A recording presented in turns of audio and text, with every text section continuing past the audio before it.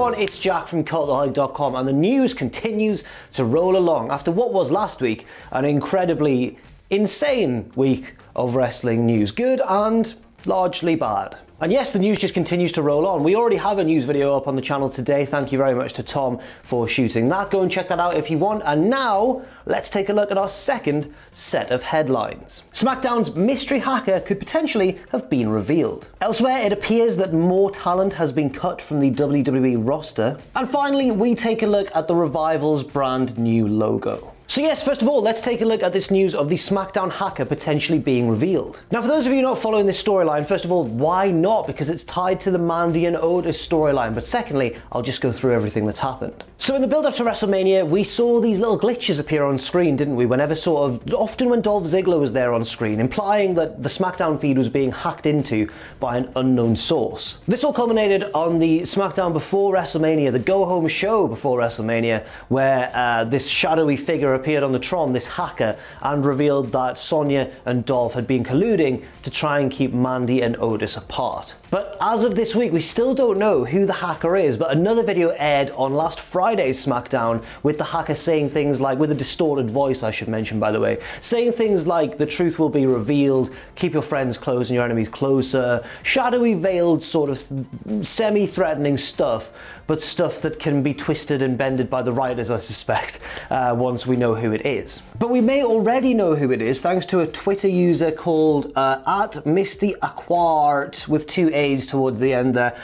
They have tweeted saying, scroll past if you don't want to know who's hacking SmackDown. Please don't spoil it for others who want to watch it happen. So I must also issue a spoiler warning of my own. If you don't want to know who the hacker potentially is, then skip ahead now. But the video in the tweet actually contains two audio clips, and basically what they've done here is pitch them up so that they sound like more familiar voices to us. I'll talk about that in just a second, but apparently the first was done by Metal Lord James Lynch, and then Misty Aquart did the second one. So credits to both of those Twitterers right there. But why are there two pieces of audio? Well, it couldn't just be one hacker we're looking at, guys. And I think it's fair to say as well, presuming that all the people who didn't want this spoiled have skipped ahead, I think it's fair to say that all of us, all the cool kids, I think we all knew that one of them was pretty much guaranteed to be Mustafa Ali. People were looking at like the logo motif of the hacking, the general style of the promos as well. A lot of it was very reminiscent of Ali, who we hadn't seen around for quite a while. But then this tweet implies that the distorted voice we're hearing in these hacker videos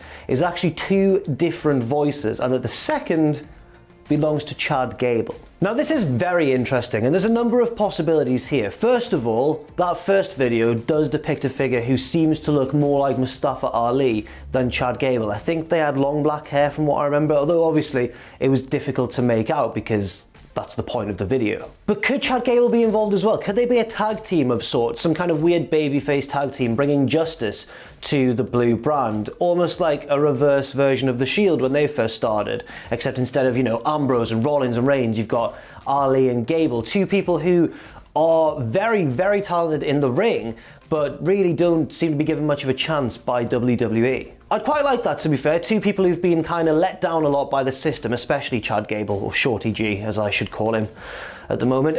Two people who've been really let down by the system, fighting against injustice in their own sort of shadowy Batman-style way. I quite like that. I think it's quite cool. But it's worth remembering that this is by no means conclusive evidence. This could just be a case of, like, Ali wasn't available that day, let's get Gable to do a voice recording as well. There you go. Although I think the most likely thing is that there are actually two hackers, which is almost a bigger story to me than who the hackers even are. Next up, some sad news, as we do have to report on some more WWE cuts, this time from the Performance Center / the NXT roster. There are 6 to talk about, and it is very sad news because as much as it's sad to see these names get let go, such as, Rusev and Heath Slater and Zack Ryder and Drake Maverick, names that we already know and love, or that many of us do anyway, it's equally as sad to see somebody get released at the beginning of their WWE journey, and hopefully we do get to see one or more of these names that I'm about to mention in some form of, I guess, wrestling achievement in the future, whether it be with WWE or elsewhere. I think it would be really good to look at one of these names and go, yes, they survived that setback and now look where they are. So those names are, first of all, Mohammed Abdel Fattah, aka Mohammed Fahim, an Egyptian-born talent who was signed who was signed back in January 2018, but not actually that long ago. Next up, Brazilian talent Marcos Gomes, a May 2019 talent who has a background in Muay Thai and BJJ, that's Brazilian Jiu-Jitsu, so maybe somebody in the Tainara Conti mold or somebody in the more Matt Riddle mold with strikes and stuff. I'm not too familiar with a lot of these names, I'll be honest, but again, hopefully I am in the future. Next up, Faisal Kurdi was signed in June 2019 after one of those tryouts in Jeddah, the beautiful city of Jeddah, Saudi Arabia. I think you might be familiar with Kurdi if you watched, which one was it? Was it Greatest Royal Rumble, where he and a few other signees, I think including maybe Mansoor was there, they beat up Davari, if you remember that. Next up, Edgar Lopez, a Mexican talent, was signed in September last year after a tryout in Chile. He apparently came from a football background. I assume that means because he's from Mexico and the tryout was in Chile, I'm assuming that means footballers in soccer football, our football, because that's more popular in that part of the world, but maybe it means American football. I genuinely don't know. Next up, Hussein Aldegal, also from Saudi Arabia, who signed in June 2019 after a tryout.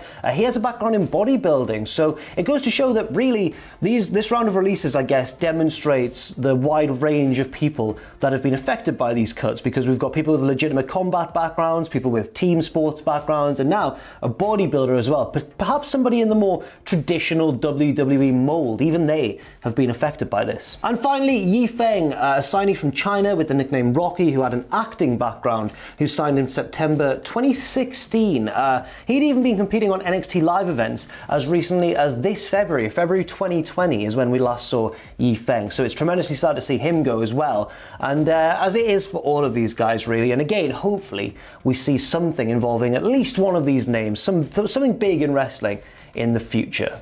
Next up, in some slightly brighter news, some more optimistic news for the future, two of the most, I guess, beloved wrestlers by certainly internet fans that have recently left WWE in the past few weeks is, of course, Scott Dawson and Dash Wilder, The Revival. Now, this is very interesting and very exciting for a lot of fans of The Revival, because obviously for years now on social media they've been teasing a feud, or teasing a match even, with the Young Bucks. Obviously that's been impossible because the Revival have been in WWE. The Young Bucks have been, well, initially in New Japan and some indies, and now obviously AEW, so it never really happened. They just took shots at each other online. But now with the Revival free, it seems anyway, this is obviously speculation, but it seems only a matter of time until they crop up in AEW. I know that people would like to see them elsewhere. Certainly I would as well. I think they'd be great in New Japan or NWA especially, but AEW has to be the destination for Dash and Dawson, right? Well, regardless of wherever they end up, please be AEW, the Revival have dropped their new logo, it looks like, courtesy of Scott Dawson or Dax Indie Man. I can't remember his name. It's there. The tweet's there. You'll see his handle.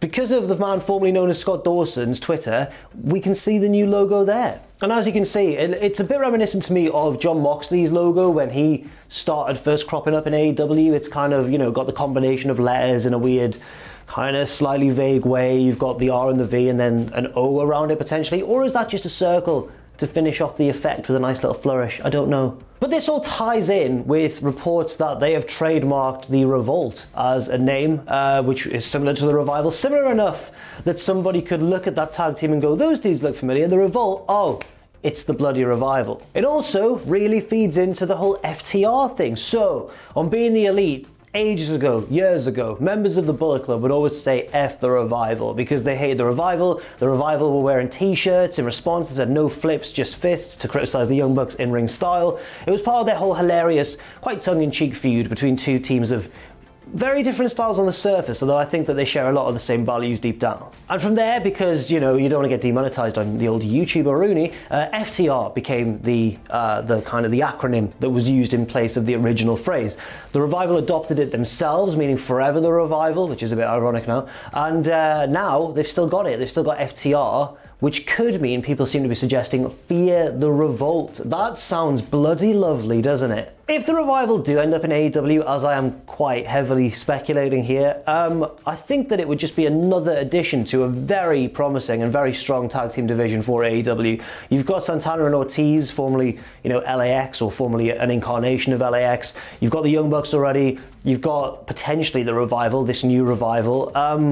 That's three of the best tag teams in the world of the past few years in your tag team division. Actually, I should say four of the best tag teams of the past few years, because you've also got the Lucha Bros in there as well. It's an insanely stacked tag team division. SCU as well, how could I forget? And Omega and Hangman Page, who've already established themselves now as one of the best tag teams in the world, probably. Then you've got ones who bring other things to the table, like Chuck Taylor and Trent, like, you know, the Dark Order. Even they fulfill a role that nobody else does, even though they're not as popular.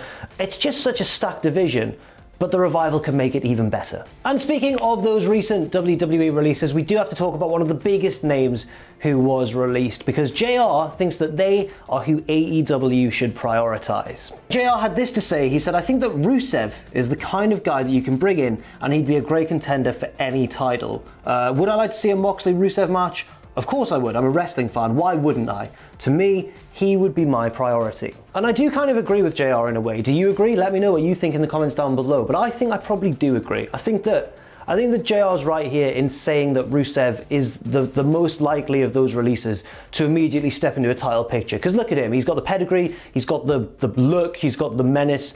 He could work as a heel or a babyface, and it just works. I think JR's right in saying there that he could feasibly step straight into a title program. But then again, you could say the same for EC3, and you could say the same for various people who have been released based on their ability and the star power that their name attracts, basically, as a former WWE roster member. But I think I agree with Jim. I think that Rusev is the one who seems straight away ready to just jump into a title picture and just go for it.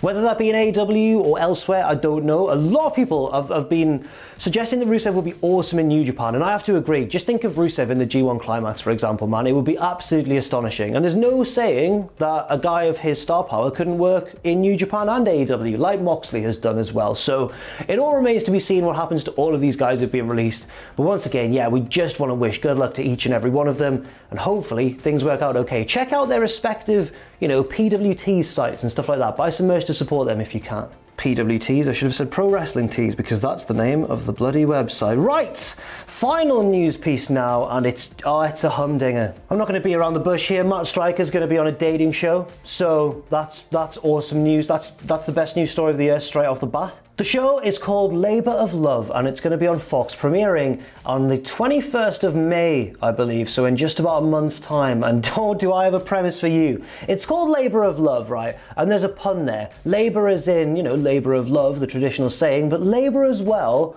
as in pregnancy labour. And Fox have released a bit of a synopsis, a bit of a press release, giving us a little flavour of what the show is about. Do not worry, I will be reading this to you right now immediately. Labour of Love focuses on Christy Katzman, a 41-year-old smart, successful and beautiful career woman who seems to have it all. That is, except the one thing she needs the most. Like so many women in America today, she is ready to have a child and start a family, but is yet to meet the potential father of her children. This is where it gets good. Christy will be matched with 15 sexy, sophisticated, and like-minded men who are ready to let their paternal sides shine.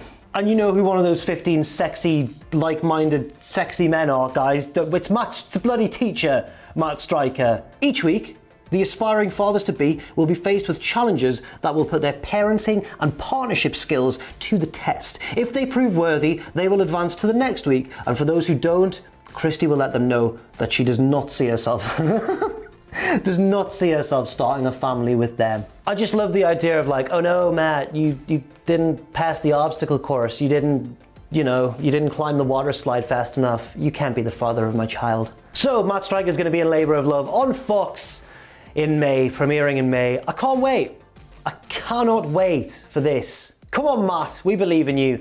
I don't want to be skeptical about this. However, do you think all 15 of these men are willing to just have a kid with some woman they barely know?